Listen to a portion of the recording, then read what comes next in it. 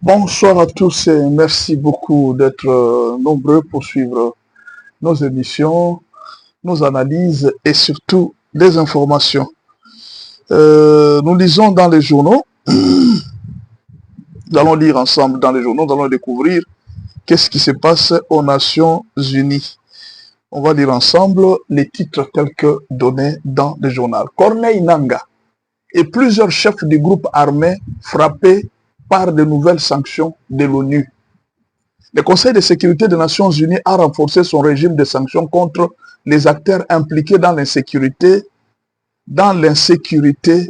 en République démocratique du Congo. Le 14 juillet, son comité de sanctions mis en place en vertu de la résolution 1533 a inscrit 6 nouvelles personnalités ainsi que 2 groupes armés sur la liste noire. Parmi les personnes visées figurent Corneille Nangaa, coordonnateur de l'AFC Fleuve Congo, aux côtés de John Imani Nzenze, responsable du renseignement du M23. Les sanctions concernent également Sébastien Umibambazi et Gustave Kubwayo, 2 commandants de forces démocratiques de libération du Rwanda.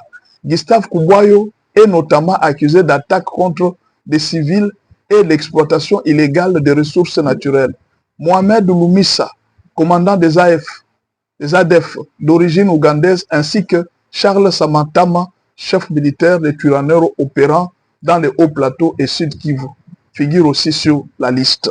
En parallèle, les groupes AFC M23 Twirwaneho ont été officiellement désignés comme entités sanctionnées. Je répète, les groupes AFC M23 Twirwaneho ont été officiellement désignés comme entités sanctionnées. Les mesures imposées comprennent les gels des avoirs, une interdiction de voyager et un embargo sur les armes visant les personnes et organisations concernées. Alors, beaucoup de gens m'ont posé la question, quelle est la conséquence de toutes ces choses? Alors, vous allez comprendre où nous allons. Vous voyez l'entêtement, je vous ai dit plusieurs fois, j'ai répété plusieurs fois, au fur et à mesure qu'on combat Félix Tshisekedi, vous lui donnez les avantages. Je répète encore, pour connaître une personne choisie par Dieu, plus vous les combattez, plus vous lui donnez des avantages. Plus vous les combattez, plus ils montent. C'était Ambila, Baokata et Ekola, Baokata et Ekola, Baokata et Ekola. Plus vous faites du mal à Félix Tshisekedi, plus vous les levez. C'est ce qui se passe. Chaque attaque du Rwanda élève Félix Tshisekedi. Ils ont attaqué Minembwe, n'est-ce pas? Les Twirwaneho ils ont attaqué Minembwe, soit disant que nous sommes en train d'aller vers Kalemi. Il n'y a pas de problème. Peut-être qu'un jour, dans leurs rêves, ils arriveront à Kalemi. Où est le problème? C'est une guerre, n'est-ce pas? Mais ce que je sais, c'est que nous ne sommes pas leurs femmes. Nous avons des FARDC bien équipés, nous avons des Wazalendo. Ils vont défendre la nation et la population est là, comme l'armée numérique. Nous sommes en train de travailler, nous allons défendre notre nation. N'est-ce pas? Mais alors, quelles sont les conséquences de tout ça? Premièrement, il n'y aura plus de dialogue entre l'AFC, Twirwaneho et peut-être aussi la M23. Il n'y aura plus de dialogue. Pourquoi? Les chefs du M23, Nangaa, parce que quand on condamne un chef, c'est tous les groupes qu'on vient de condamner. L'AFC M23 vient d'être désigné comme une entité qui déstabilise et les Twirwaneho viennent d'être désignés comme des entités. On va reprendre ça, les termes propres de l'ONU. Comme des entités sanctionnées. Maintenant, dites-moi, est-ce que le président Félix ou bien la RDC peut-elle négocier avec une entité sanctionnée? C'est-à-dire, dans les négociations, Qatar 1, Qatar 2, Suisse, oubliez l'AFC M23.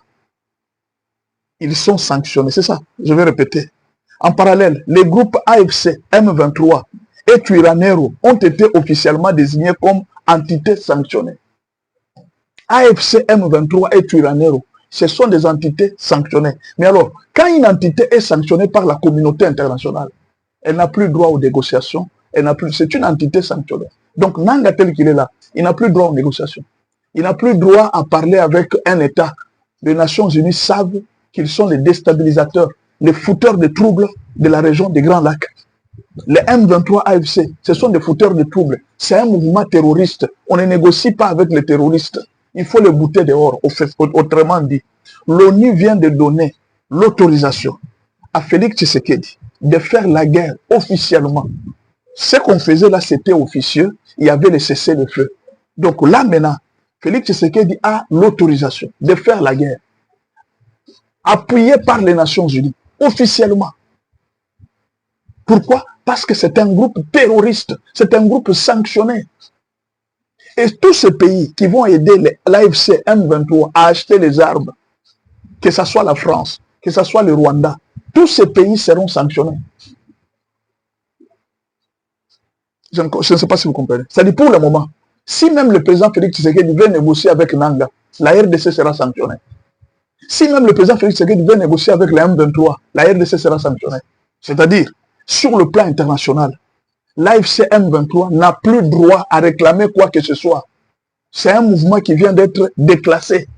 C'est ce que ça veut dire.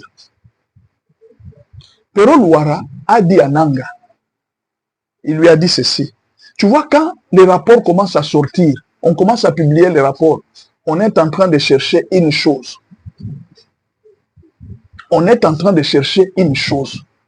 Qu'est-ce qu'on cherche? On cherche à ce que l'on puisse vous arrêter et aller à la CPI. Bientôt, d'ici là, on va arrêter. Vous allez apprendre qu'on va arrêter Nanga, il ira à la CPI. Ça, c'est Pero Luara qui a dit. Quand Pero Luara vous dit la vérité, c'est Kassaï, il est de l'IDPS, peut-être qu'il vient de manger l'argent du pouvoir. Parce que vous, votre problème, c'est lequel? Quand quelqu'un vous dit la vérité, vous le traitez de Kassaï, vous le traitez de l'IDPS. Pourquoi? Parce que vous n'avez pas une clarté dans l'analyse. Quand on vous fait des analyses, essayez de comprendre. Combien de fois on a dit ça? Nanga, fais attention. On t'a ramassé juste pour te mettre une charge. Là où Kagame devrait arrêter. Là où Kabila devrait arrêter. Maintenant, c'est toi qui payes les péchés.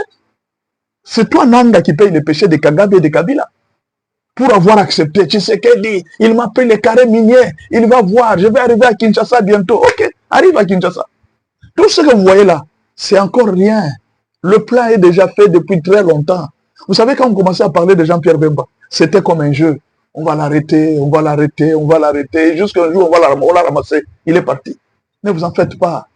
Quand un blanc, quand vous voyez ces organisations-là, les Nations Unies, faire une chose, ils ont déjà une option prise. Je vous ai dit, oubliez l'option de Kagame. Kagame, c'est déjà dans le passé. Quand on suspend le M23, on met l'embargo des armes sur le M23. Vous pensez qu'on a suspendu qui? Le M23, c'est Kagame. N'est-ce pas? C'est Kagame qu'on vient de suspendre l'embargo sur les armes. Maintenant, toutes les armes que Kagame va donner au M23, écoutez, ce sont des armes, ce sont des métaux. Les satellites sont en train de voir.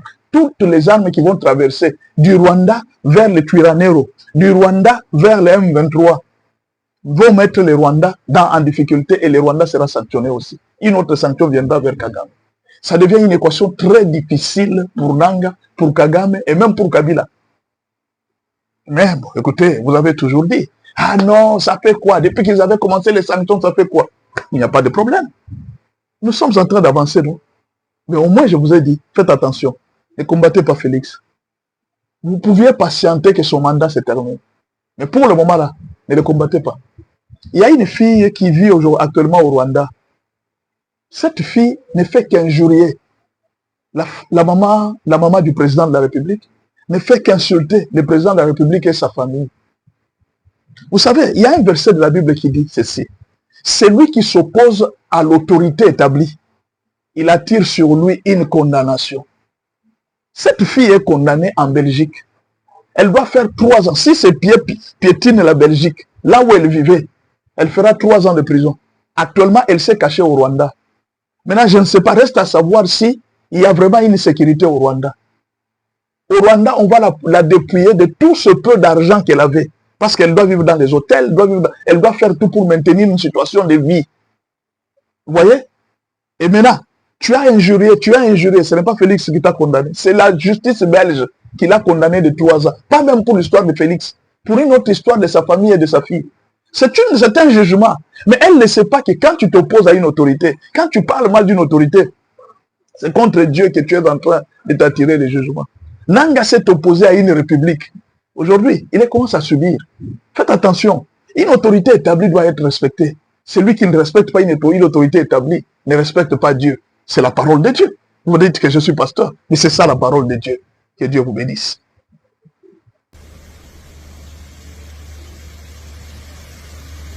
Nous sortons d'un entretien très important avec le président de la République. Cet entretien fait suite aux initiatives que lui-même avait déjà prises en allant à la rencontre du chef de l'État du Burundi et puis du Congo-Brazzaville. Ce sont des échanges qui ont porté essentiellement sur des sujets d'intérêt national. À l'issue de ces échanges, nous avons eu à nous rendre compte que notre pays, la République démocratique du Congo, a besoin de communion entre le fils et les filles du Congo. L'unité, la communion pour être solide, pour être fort. Comme vous le savez tous, notre pays aujourd'hui souffre d'une agression qui vient essentiellement de l'Est du Rwanda. Nous le savons. Mais comment pouvons-nous faire face à une telle agression si nous sommes divisés entre nous, les fils et filles du Congo?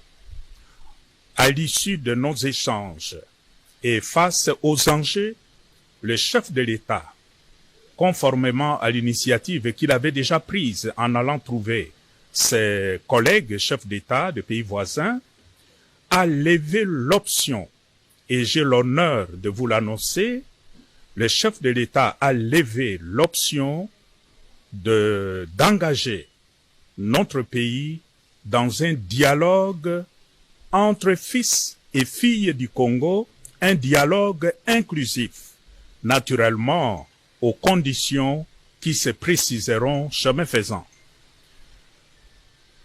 C'est l'occasion pour moi aujourd'hui, au nom de tous mes collègues qui sont ici, les chefs religieux, d'exprimer ma gratitude au président de la République qui, en tant que père d'une nation, d'une famille, s'est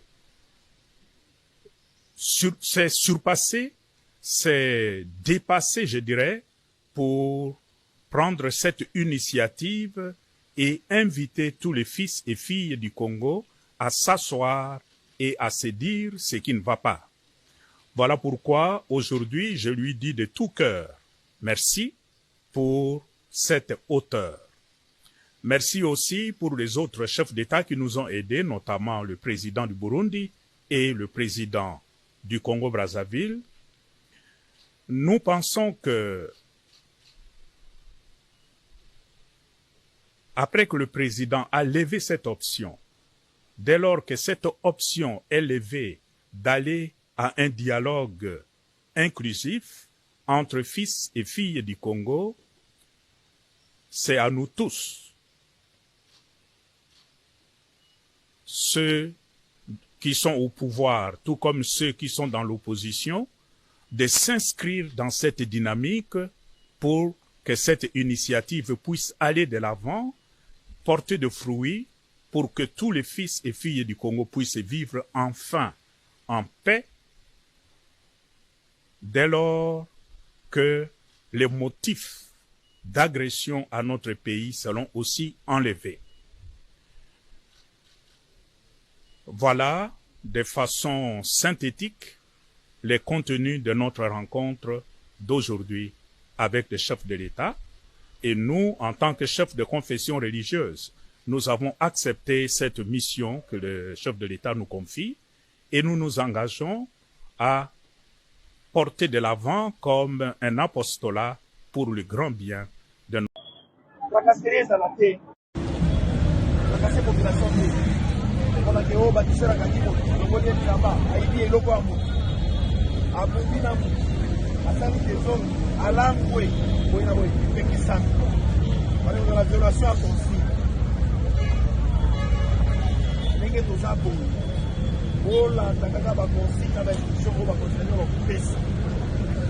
Uta likolo et commandant bataillon, commandant compagnie, commandant Zaliawa. Aussi comme on dit, Pessami, au Bétam, au Kangam, pour réguler la circulation, on est dans le salon de la société. Nous sommes payés pour assez assainissement, pour la salité. Ce qui nous dit que dans Sali Beba, au milieu de Marco, le chef peloton, il y a pour nous la perte. Le qui s'est mis pour nous bâtisseur à Zobétam. Oh, bâtisseur à Zobétam, on a pour des chemises. Oh, bâtisseur à Botoné, il a quoi? Oh, bâtisseur à Zobétam. Petit Sami. Yogani? Oui. Il dit que nous avons besoin de discipline. Pour la population soit en chasse, nous avons discipliné. Nous avons besoin de travailler pour la population. Vous aidez? Oui. Est-ce que vous voyez que ça m'a dit à beaucoup de choses? Oui. Tango akuya mona ye opanique te musona boye basi ya boye moni okataka lusaka sananga. Bonjour excellence monsieur le président de la République, commandant suprême avazo yeke obandi mbala moko o ngai batiser tel mokonzi ya mboka sombelanga moto tokangai c'est là soki mokonzi ya mboka ye moka tuli yo alobi olingi nasalela yo litoko ye alobi te oyebi mokonzi ya mboka mokonzi ya numéro 1 ya mboka boyebi yango mokonzi ya mafuta ane nyonso bagénéraux baministre bato nyonso yememi ye commandant suprême ya police nationale congolaise ya FARDC na ya service national. Balabala ezali wenze te. Balabala ezali wenze te. Oyo alingi koluka moyen ya kopesa mbongo ya bana classe kota na magasin teka biloko na yo. Be balabala totika yango tala kuna banje yango wana eza kobongisa balabala. Tango bino boza na kati ya balabala nzela yango ekosila mukolo nini? Nyonso oyo ezali bolamu na bino, ezali pona bolamu na bino. Bamboka bapaya bozali kokende, bamboka wana ebonga pona mibeko. Pona nini bino bolingi mibeko ya mboka na biso te? Bino boza na mboka mosusu. Balabala ezali wenze te. Oyo atosi abikisi biloko na ye. Awa tango toza kobwaka mbela batu bazali koyoka bikisa biloko na yo. Balabala ezali wenze te.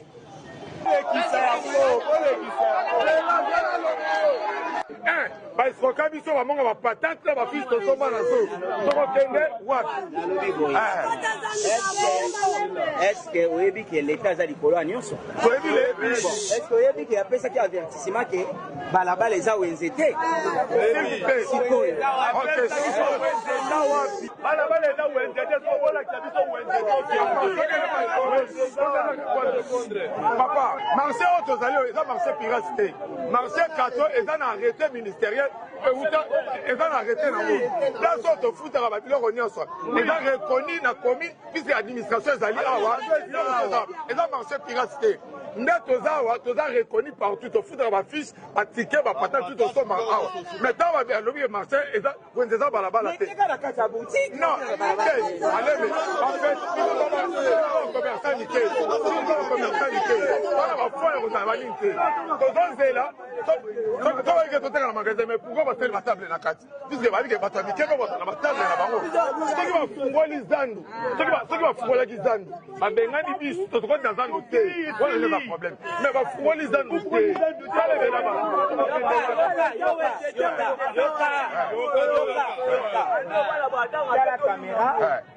chef de l'État message. Chef de l'État, biso tozali population na yo, tozali bana na yo. Toyebi bien sûr que balabala eza wenze te, mais zandu na esili te. Botika biso toteka ata bapembeni soki zandu esili tokokota. depuis 2020 babuka biso zandu badimisa biso libanda tozodébrouille libanda awa marché oyo tozali oyo eza marché pirate te marché kato eza na arrêté ministériel eza na arrêté nango place oyo tofutaka babiloko nyonso eza reconnu na commune puisque administration ezali awa eza marché pirate te banda oyo babolingo toza sikoyo na kati ya tokei moko nde mosusu leta na eleko oyo ntango leta azoloba na malembe balabala ezali wenze te ke biso toyokaki te nayebisaki bino ke fimbu ezoya. Nous sommes arrivés à la fin de cette édition. Merci à vous de nous avoir suivis jusqu'ici. Si vous avez apprécié ces contenus, n'oubliez pas de vous abonner à notre chaîne, d'activer la cloche de notification pour ne rien manquer de nos prochaines vidéos. Likez et partagez cette vidéo. On se retrouve très prochainement. À bientôt.